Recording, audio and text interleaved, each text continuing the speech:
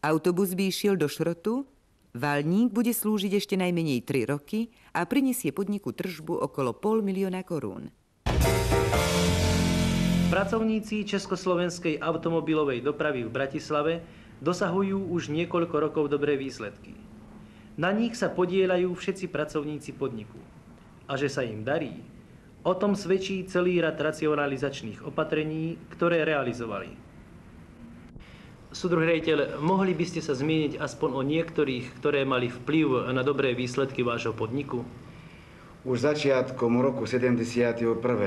sme vo vedení podniku postavili plán komplexnej sociálnej racionalizácie na obdobie 5. 5-ročného plánu. Pomocou tohoto plánu chceme zabezpečovať všetky zvýšené úlohy, jak v oblasti dopravy nákladnej, tak v oblasti dopravy osobnej.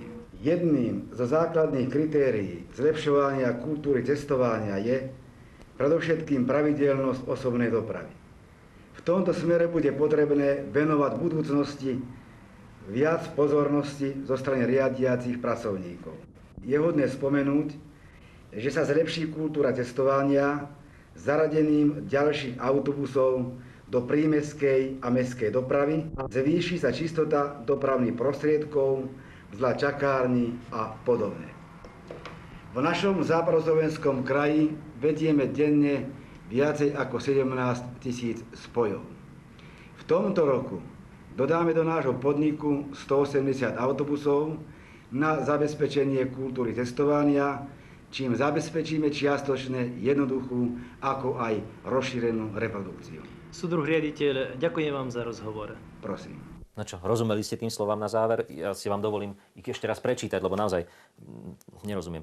Dodáme autobusy, to množstvo, ktoré povedal pán, na zabezpečenie kultúry cestovania, čím zabezpečíme jednoduchú aj rozšírenú reprodukciu.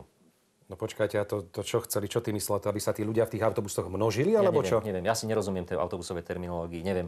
No v každom prípade, tak si asi predstavovali tú racionalizáciu, áno, že do tých autobusov natrieskajú čo najviac ľudí a vyhodia z nich čo najviac vybavenia, aby sa tam tých ľudí čo najviac mestilo. No ale to by tam boli ako sardinky. No, vidíte.